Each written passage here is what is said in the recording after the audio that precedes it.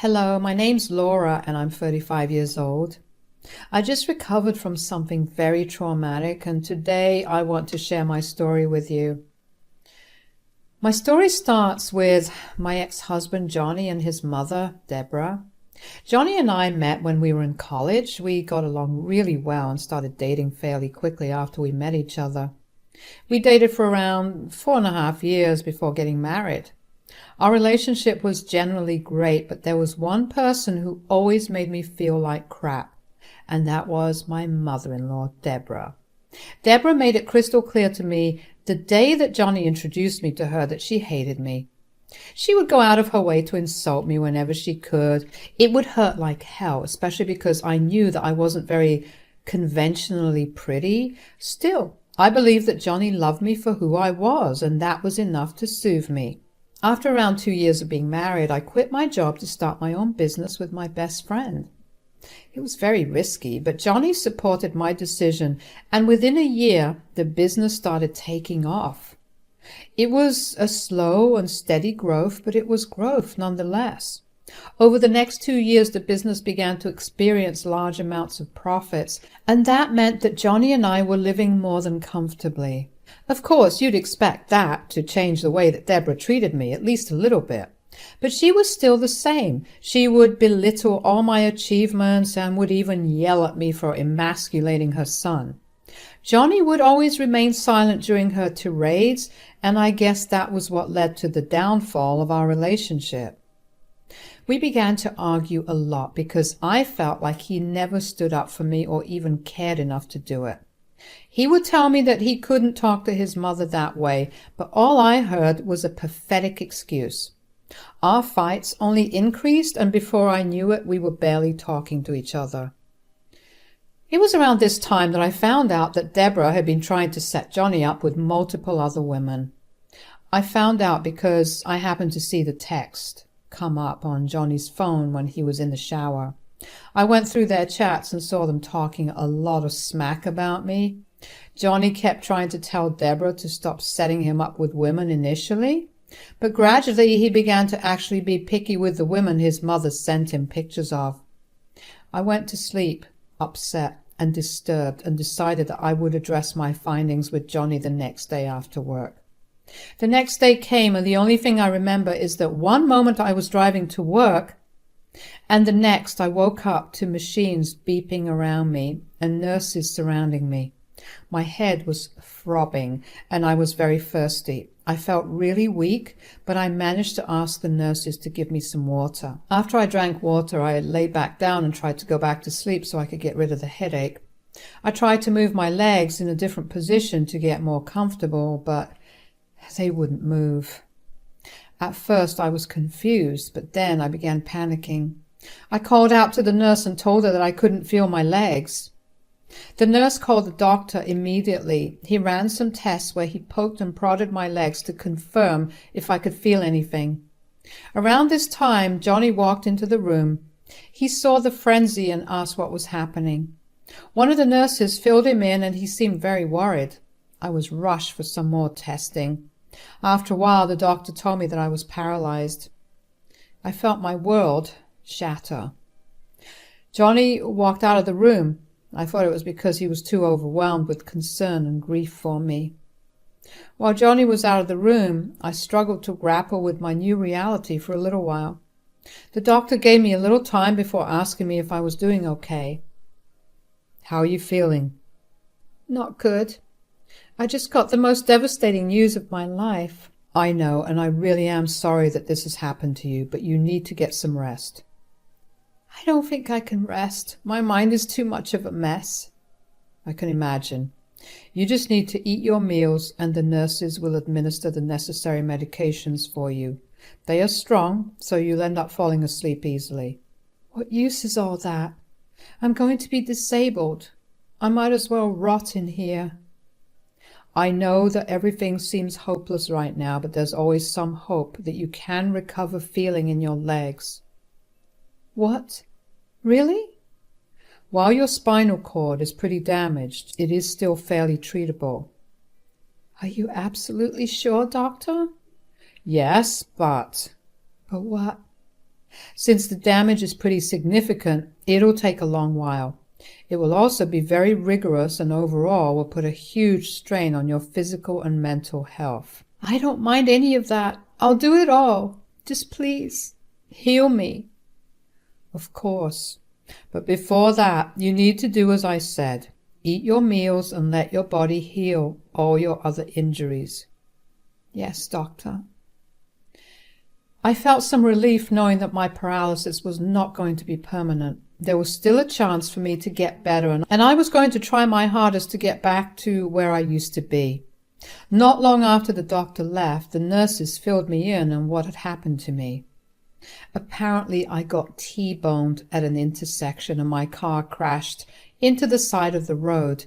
The impact of the crash is what resulted in my spinal cord injury, along with my broken collarbone and my bruised face.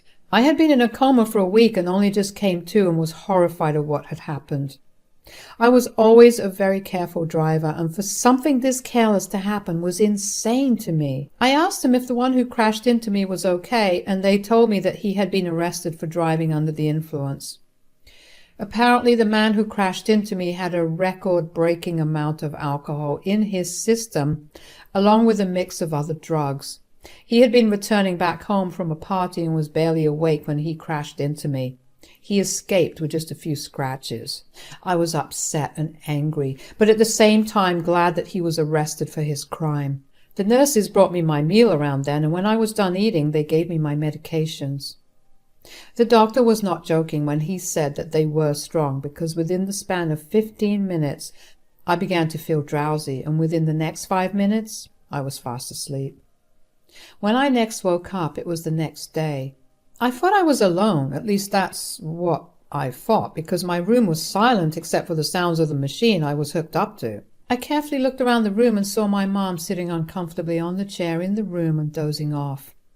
I cleared my throat to alert her that I was awake. She awoke with a start and looked confused for a second before rushing over to me. She held my face in her hands and scanned my face. Tears ran down her face as she gingerly hugged me. I will admit that I cried a little too. She smoothed my hair back and gave me a kiss on my forehead. I could sense how scared she had been because of how close she had been to losing me. I felt horrible that she had been in that position, but on the bright side, I was still alive and kicking. I held her hand and asked her how she was feeling. "How are you feeling, Mom?" "Silly girl, that's a question I'm supposed to ask you." "I'm as okay as I can feel right now." "Are you in a lot of pain?" "I should be, but the medicines they're giving me are doing a great job of not letting me feel any of the pain." "That's good." "I was so scared, Laura." "I can imagine, Mom. I promise I was being safe." "Oh, honey, I know. I just don't know why the universe had to be so cruel towards you." "I know, but at least there's some hope for me. It'll be a while, but I should be able to start walking eventually." "That's a huge relief. Although, even if it doesn't happen, I'm going to be right by your side the entire time. I'd like to be a little more optimistic about the future, but I'm grateful for you, Mom. Say, where's Johnny? I haven't seen him much since you got into the accident." "I have no idea. He was there when I woke up, but he left when the doctor told me I was paralyzed, and I haven't seen him since." "How could he just leave like that?" "I don't know why he did that. I thought he was just grieving for me, but it's been a while." "I'm going to call him and give him a piece of my mind." "You do that. I'm beginning to feel sleepy again." "Yes, sweetie. You just go to sleep. I'll handle everything." As I fell asleep, I was very aware of just how hurt I felt that Johnny had been absent ever since I got diagnosed. I'd barely got to speak to him before the diagnosis too, because he wasn't in the room until I started panicking about the lack of feeling in my legs. When I next woke up, my mother was yelling on the phone. She was yelling a bunch of insults and demanded that they come to my room. My head was throbbing once again, and the medicine's effects wore off, so I was feeling all the pain that I was supposed to feel. I pressed the buzzer for the nurse, who entered my room shortly after and gave me the medicines I needed. Once I was feeling much better, I asked my mom who she had been talking to. My mom looked upset and told me not to worry about it. I could tell something was bothering her a lot, so I pressed a little more, and she told me that she had been speaking to Johnny. Apparently, he was out with a friend. She also told me that she had asked the nurses, and he had barely ever come over when I was in a coma. That felt even more painful than all the injuries on my body, if I'm being honest. My mom obviously lost her cool at him for being so nonchalant. He apparently kept trying to play off my accident as no big deal, but my mom started yelling at him for even trying to treat almost dying so casually. She told him that she expected to see him in my room in 1 hour, or he would not hear the end of it from her. I hated that my mom had to butt in to get Johnny to be by my side, but he listened to her and he came to my room. He brought with him Deborah. I was already upset that Johnny wasn't there with me, so I was very much not keen on meeting Deborah. My mom left the room to give us space to converse. "Where have you been, Johnny?" "I've been busy." "Too busy to come and see your injured wife?" "Well, you serve him no purpose now, so I see no reason for him to spend time on you." "Excuse me?" "Yesterday Johnny called me upset that you were paralyzed. He was fully ready to stay with you, but I helped him see how stupid that was." "What? Why is that stupid?" "Look, Laura, we've already been struggling in our relationship. The only reason that I even stayed was because you brought in a lot of money. But now with your paralysis, you won't even be able to work. You'll be confined to your bed, and I'll have to take care of you for the rest of our lives." "Didn't we promise each other that we'd be there for each other in sickness and in health?" "Sure, but I didn't mean paralysis by that." What he's trying to say is that he sees no use of you anymore. Finally, he's going to leave you. "Why are you doing this to me?" "You know that I think my son deserves so much better than you. The only thing you had going for you was your business. But you'll lose that too now." "Johnny, please don't leave me right now." "Ugh, were you always this desperate? I'll serve you with divorce papers tomorrow at around noon. Oh, honey, don't forget you have a date tomorrow at 1. So make it quick." "Date?" "I've set him up with a much prettier girl. Someone who I actually approve of. Look at how happy he is." My entire world was falling apart right before my eyes. The tears started flowing before I was even aware. Johnny looked at me with disgust, while Deborah looked at me like she had just won a battle. She grabbed Johnny's arm, and the two of them left me in my room to cry. My mom walked back in and immediately rushed to my side to ask me what was wrong. Through my sobs, I was able to tell her what had happened. I had never seen her so angry before. She left my room to find Deborah and Johnny, but she had missed them. She came back and held me as I cried for hours until I was exhausted enough to fall back asleep. The next day, I got served with divorce papers. I numbly signed them and watched as Deborah's face flooded with glee while Johnny just looked relieved. It made me wonder how horrible of a person you have to be to actually leave someone you love when they're at their most vulnerable. For the next few weeks after my divorce, I was overcome with depression. I felt like a whole piece of me had vanished, and my world just lost all its color. My mom let me feel what I was feeling without saying a word. She felt really bad for me, but she tried to cheer me up in her own little ways by sneaking in my favorite foods or bringing fresh flowers every morning. After my collar fracture had healed nicely and the doctor concluded that I was good to go for physical therapy along with the medications that came with treating my paralysis, he helped me set up with a good physical therapist, and I was set to start therapy in a week. I'll be honest, at this point I wanted to do nothing. I just wanted to lay in bed all day and cry, and that's what I did initially. I skipped my first 2 therapy appointments because I saw no use of it. But then my mom had had enough of me wallowing in my sadness. "That's it. I've had enough of your moping about." "What are you talking about?" "I know that what you're going through is beyond upsetting. I've been trying my best to sympathize with you, but how long will you keep feeling sad for yourself? Mom, you don't get it. I'm way below rock bottom. Not a single thing is going right. I know, but you have the power to at least make some things right. You just aren't doing it, and that's making you feel even more miserable. What good will make things right do? It's just a lot of effort on my part for a result that I may not even get. Some results are better than no results. Don't you want to get back at Johnny and Deborah for what they did to you? Of course, but how? How will this battered and useless body of mine do anything from now on? Your body may be battered, but it is not useless. You still have a functioning brain and mind. Use them. Just because you can't do certain things, it doesn't mean that you can't do anything. What do you want me to do? Start working again. You're your own boss, so I'm sure you can start working from home. And for God's sake, start going for your physical therapy. Okay, but you should know I'm only doing this to get you to stop nagging me. As long as you're doing it, I don't care. Mom was right. Nothing would change if I kept wallowing in self-pity. I started working from home the next day. Thankfully, my business partner and best friend had kept the business running while I was away. She had dropped in every once in a while to check up on me, but there had been so much to do without me there that she was too busy to frequently meet me. Regardless, I was able to finally lighten her workload. We held a team meeting after I rejoined, and everyone expressed their concerns for me, but I assured them that I was doing fine. I quickly realized just how much I had missed working and quickly got into a good routine with work.